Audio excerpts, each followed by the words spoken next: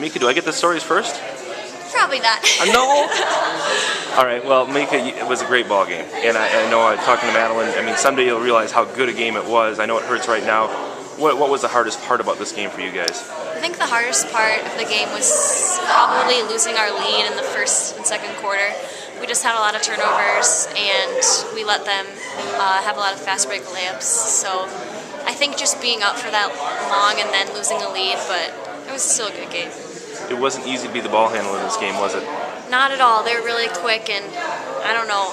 I think I fell probably 10 times trying to, the floor is super sticky or something. I don't really know what it was, but yeah, we tried to work on our press break, and a lot of the times I would kind of just get left alone. So that was a little harder for me since I'm really not a point guard at all. Yeah, you handled it well, though. I mean, against, again, relentless pressure in a big ball game. Did you at all feel intimidated by the situation, and what did you do to get through it? If someone were in your shoes at some point in a game like this, what advice do you have for them to handle the spotlight in that situation? I think I would say just, even if you turn it over, just next possession, don't worry about the last one. You always have a chance to redeem yourself. And that's the good thing to know about this, because especially with the girls' game, we haven't seen very many high possession games like this. Obviously, it was the highest scoring game between two teams in state tournament history, but your stat line, it does say 12 turnovers, but it also says 8 assists. Combined, that says there's a lot of opportunities there, good and bad. How do you feel about having to play in that kind of game? I think it's a lot of fun, and it's kind of sad that it's our last high school game, but I just think playing in a high-pressure game just really shows your character, and we were in it the whole time, so.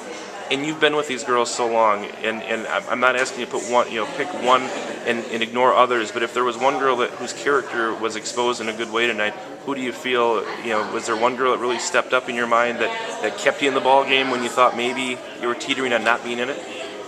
I think they're not necessarily one person on the floor, but I think everyone on the bench really attributed to how well we did because they were always cheering and always being positive. You could hear that, you could hear your fans. Yep.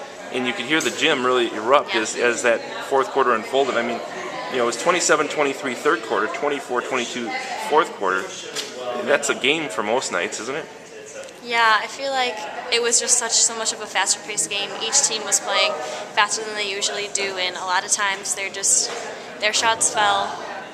A lot of contested shots fell for them, which maybe wouldn't happen all the time, but everybody was kind of in that zone tonight. You guys, the stat sheet's fun to read. I don't know, at some point you like it. 69 or 67.9% shooting for Middleton in the second half. That's almost unheard of.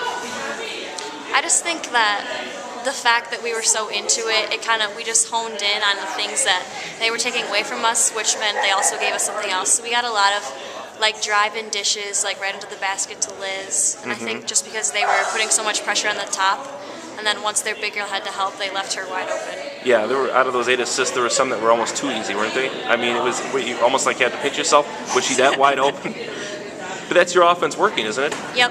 We try to get layups first, and then if you make someone commit, then there's going to be someone else open. And how do you remember this game?